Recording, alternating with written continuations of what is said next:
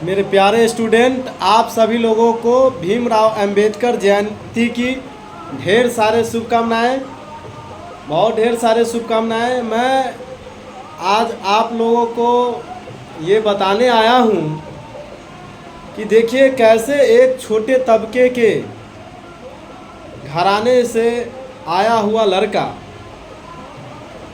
आज इतने बड़े संविधान लिखकर चले गए, ठीक है, जिसे हम लोग भीमराव अंबेडकर के नाम से जानते हैं।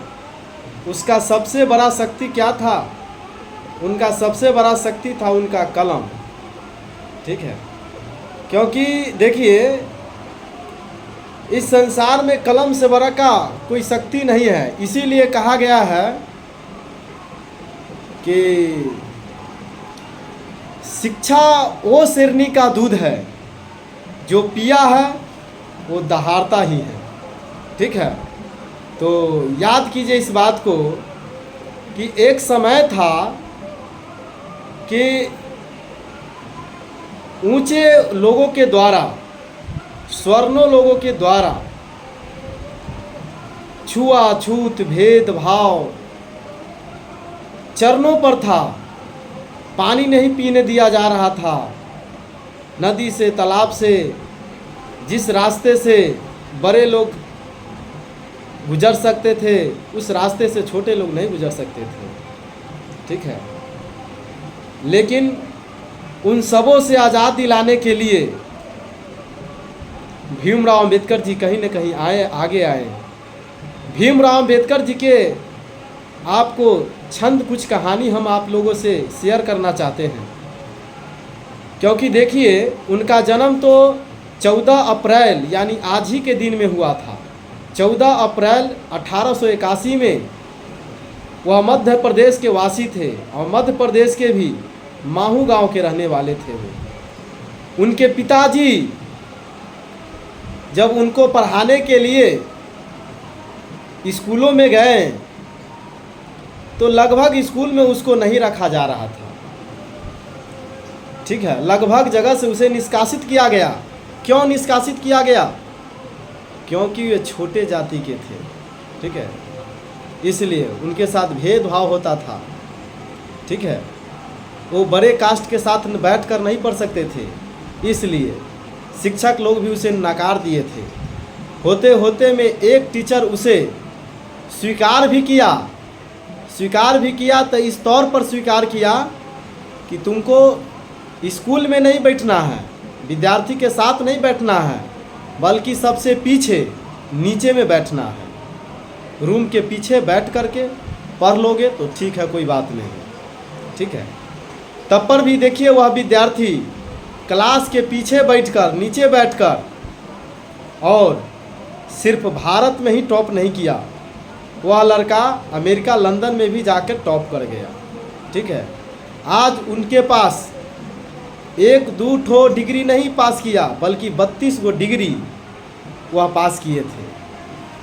और 1-2 भाषा की जानकारी नहीं थे वे 9 भाषाओं के जानकार थे वे, ठीक है। और अपने कलम की क्रांति से वो कहीं भी लाठी पैना नहीं उठाए हैं। उनके जीवन को देखिए, वे कहीं भी लाठी पैना नहीं उठाए हैं और एक कलम की ताकत से पूरी दुनिया को बदल डाली। आज उन्हीं का देन है कि आज देखते हैं कि उन्हीं के बनाए हुए नियम कानून को पढ़कर एसपी, कलेक्टर, डीएसपी बनता है लोगों, ठीक है, जो कि वो लिख के चले गए हैं। और उन्हीं को पढ़ करके दुनिया डीएसपी, दरोगा और आईएएस बनता है, ठीक है। तो समझिए कि कलम में कितनी बड़ी शक्ति है। और आज इतना ज़रूर है कि आपको अगर कोई ज़बरदस्ती कोई दबोच रहा है, कोई आपके साथ अन्याय कर रहा है, तो आप इतना ज़रूर है कि आप कहीं भी जा कर के केस मुकदमा कर सकते हैं। आपकी बात को सुनवाई हो सकता है, ठीक है। आप चुनाव लड़ सकते हैं, आपको हर चीज़ की स्वतंत्रता मिल गई हुई है। और ये स्वतंत्रता दिलाने वाले कोई दूसरा नहीं, यह स्वतंत्रता दिलाने वाले आपको भीमराव अम्बेडकर जी हैं। तो देखिए कि कलम में कितनी बड़ी ताकत होती है कि वह समाज को कहाँ से कहाँ बदल दिए, समाज को कितना बड़ा स्वतंत्रता दिए वो।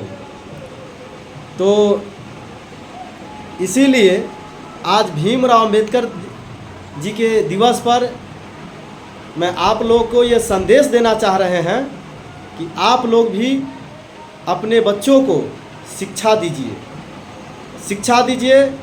शिक्षा दीजिएगा तभी आप अपने गरीबी से उबर पाइएगा, ठीक है।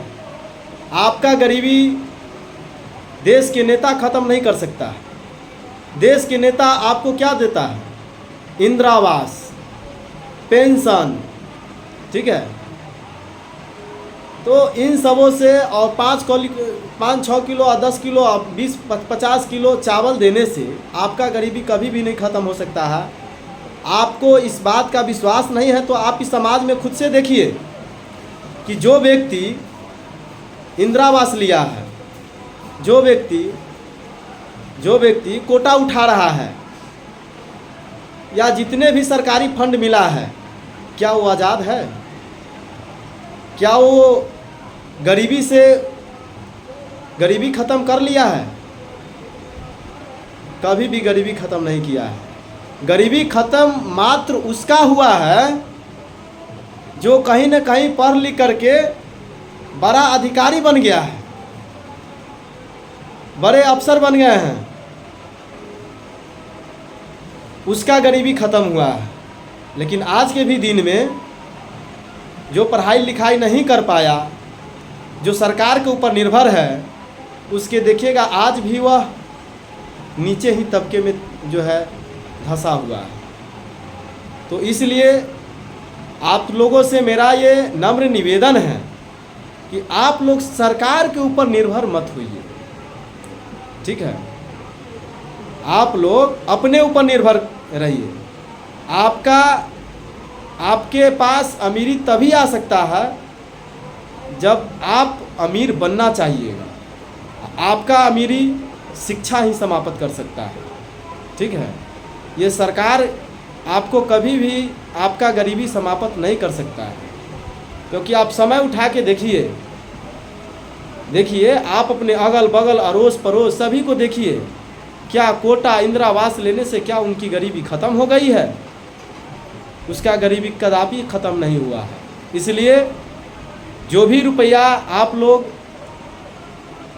कमाते हैं, गुटखा में, बीड़ी में, सिगरेट में, पीने खाने में खर्च करते हैं, उन सबों भाइयों एवं बहनों से मेरा यह निवेदन है कि आप उस रुपये को बचाकर और आप अपने बच्चे को शिक्षा में लगाइए, पढ़ाइए लिखाइए, उसे शिक्षित कीजिए, तभी वह अपना अधिकार को पहचान पाएगा और वह अपने अधिकार को खोज पाएगा।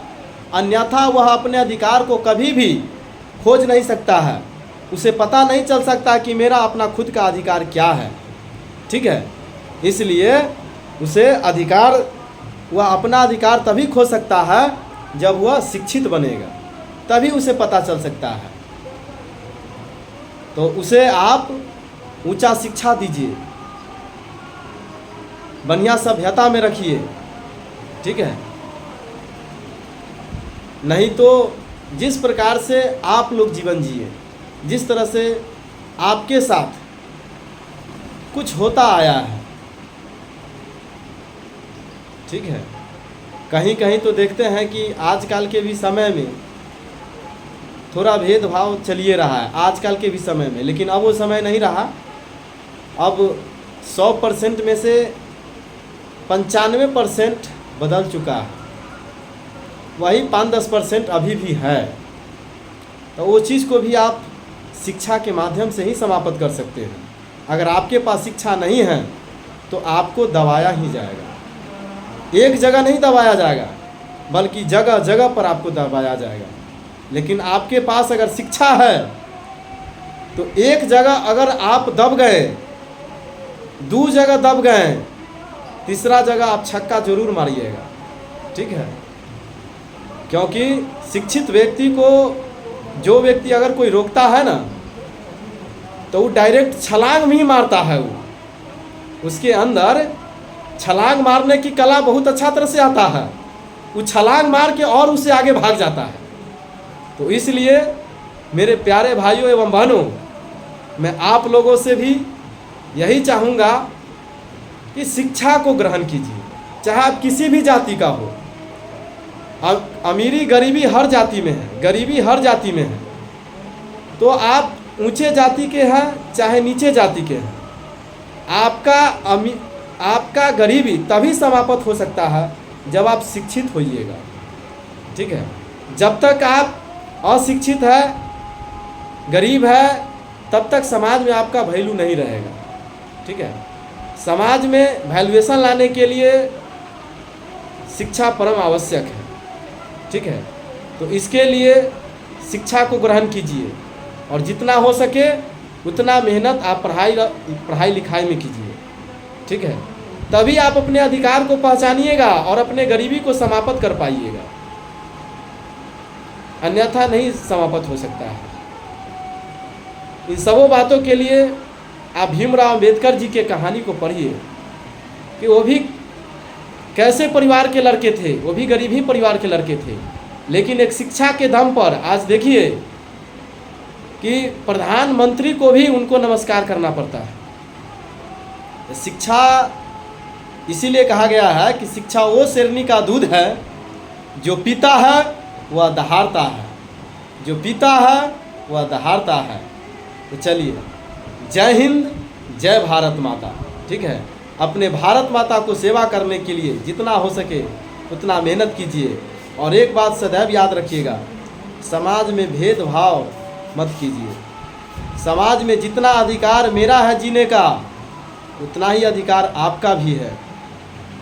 ठीक है, आपका विकास भी तभी होगा जब आप सामाजिकता की जिंदगी जीने की कोशिश कीजिएगा। आप मानवता बनिए, मानव बनिए। मानव का अर्थ होता है सबके साथ बराबर का अधिकार। ठीक है, और तभी आप धर्म की रास्ता पर भी चल रहे हैं। नहीं तो एक बात याद रखिएगा, ये समय किसी का नहीं है, ये समय हमेशा बदलती रहती है। आपका गलती एक गिन करके और रखा जाता है और उसका कहीं न कहीं अच्छा तरह से चेकिंग होता है। तो चेकिंग के समय जो है नहीं बच पाइएगा। चलिए, जय हिंद। इन्हीं शब्दों के साथ चलिए, आप लोगों को ढेर सारे शुभकामनाएं अम्बेडकर जयंती पर।